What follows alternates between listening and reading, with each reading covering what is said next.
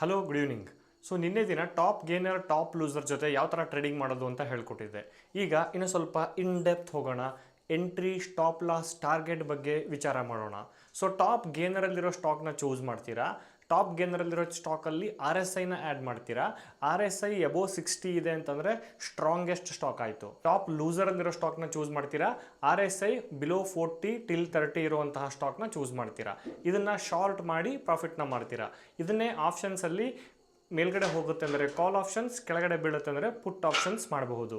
ಈಗ entry, stop loss ಮತ್ತು target ಎಲ್ಲಿ ತನಕ ಮಾಡಬಹುದು ಅನ್ನೋದನ್ನು ತಿಳ್ಕೊಳ್ಳೋಣ. ಫಾರ್ ಎಕ್ಸಾಂಪಲ್, ಮಾರ್ಕೆಟು ಈ ಪಾಯಿಂಟಲ್ಲಿ ಓಪನ್ ಆಗಿಬಿಟ್ಟು ಮೇಲ್ಗಡೆ ಹೋಗ್ತಾ ಇದೆ.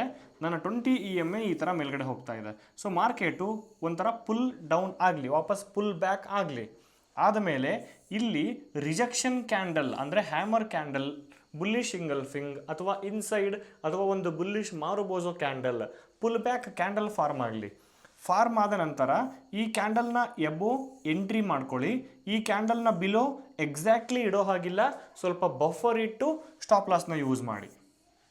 ಆ್ಯಂಡ್ ನೆಕ್ಸ್ಟ್ ಟಾರ್ಗೆಟ್ ಏನು ಅಂತಂದರೆ, ಪ್ರೀವಿಯಸ್ ಯಾವ ಪಾಯಿಂಟ್ ಸ್ವಿಂಗ್ ಆಗಿದೆ ಅಲ್ಲಿ ತನಕನೂ ಟಾರ್ಗೆಟ್ ಮಾಡಬಹುದು.